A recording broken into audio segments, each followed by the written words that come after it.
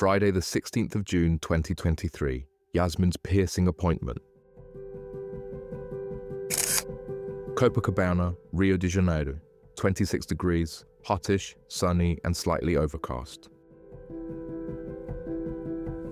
Yes, today is the day that Yasmin gets her ear pierced. Even though I'm feeling sick, I am up early, out in the street by 5:30 a.m. and working out until 7:15. I am back home by 7 and I have classes straight through until 3:30. The piercing appointment was at 4 p.m. in the city centre. I told Thais, the girl, that maybe we would be a little late, but we would definitely be there. We left home at 4:25, walked half a kilometre to Flamengo metro station and went down to the platform, northbound for the city centre. The platform was not so full, but it was a Friday, and it was nearing rush hour for everybody who worked in the south zone of Rio but lived in the north zone. We ran down the platform, passing 2 or 3 wagons, looking for a lesser packed wagon or entrance, but it was impossible. We had no choice.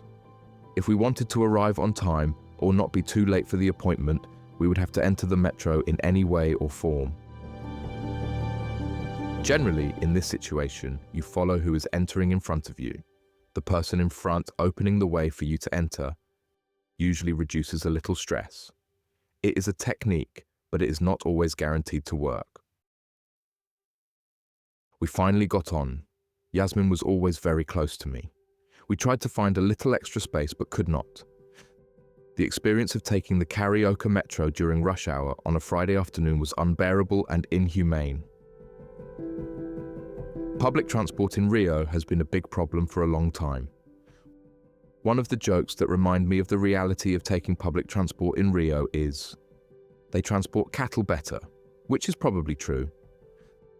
The metro during rush hour sounds terrible, but worse is the bus service, especially the 474 from Leme to Triagem.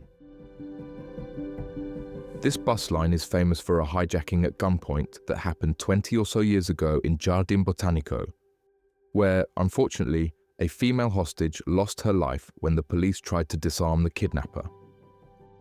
The kidnapper died on the way to the police station or hospital, which was another confusion that has not been adequately explained until today, and a film was made depicting what had happened. The 474 is also notorious for being probably the most dangerous and violent bus route in Rio de Janeiro. It runs from Triagem in the north zone, surrounded by some of the largest and most dangerous favelas in Rio de Janeiro, to Copacabana and its beach in the south. So, in the summer, with everybody wanting to go to the beach, and the beach is for everyone, the population of the north zone migrates to the south, with the lower classes either going by metro or bus. The 474 during the summer period is Russian roulette. You never know what could happen. When I lived in Benfica, in the north zone for almost 3 years, I would take the bus every day to go and come back from the school in Copacabana. During the week, it was not so bad, but at the weekend, it was hell. I have fought to defend myself, or whoever was with me, with fists flying, and the police arriving on this bus line at least 4 or 5 times. We got off the metro in Estação Uruguayo, the old commercial part of Rio's city centre, on the edge of the park with more modern buildings and office blocks. This part is known as Saara, full of retail shops, street sellers, discount shops, etc. You can buy anything cheap in Saara. We quickly arrived at the tattoo and piercing studio. The shop had a window glass front with jewellery piercing samples aligned in trays for future customers to see and choose.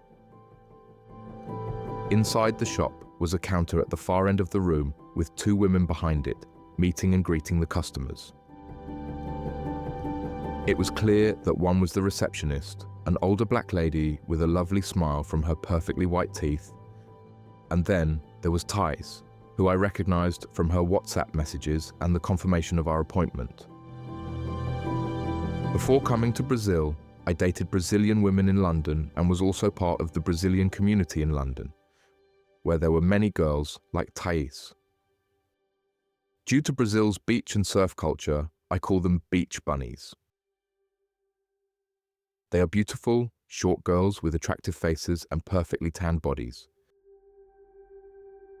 They have long sun-stained hair and some tattoos and are full of confidence. They know they are beautiful and unique. The only thing that flawed her appearance for me was the nose piercing, like that of a cow or a goat, for the farmer to lead the animal in any direction. I'm unsure if this kind of piercing has any significance, but for me, it is a turn-off, even though it seems to be very popular among young girls at the moment. Thais kindly explained everything to us, more importantly to Yasmin, as she would have to take care of her ear piercing for the next couple of months so that it does not get infected.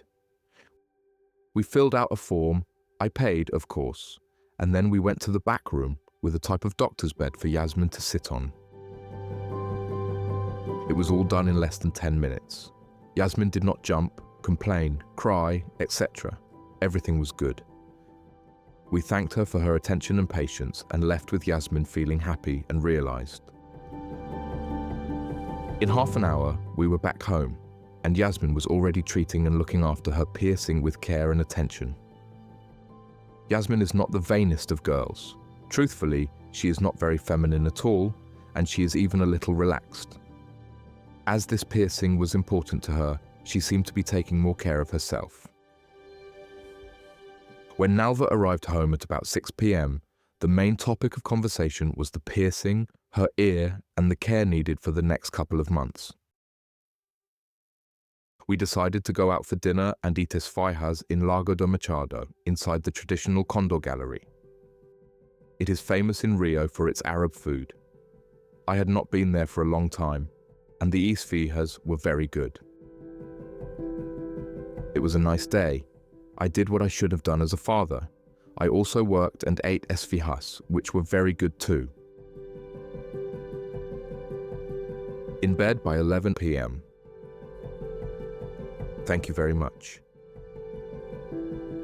Thanks for reading my blog. Check out my other posts and share your thoughts in the comments. Richard.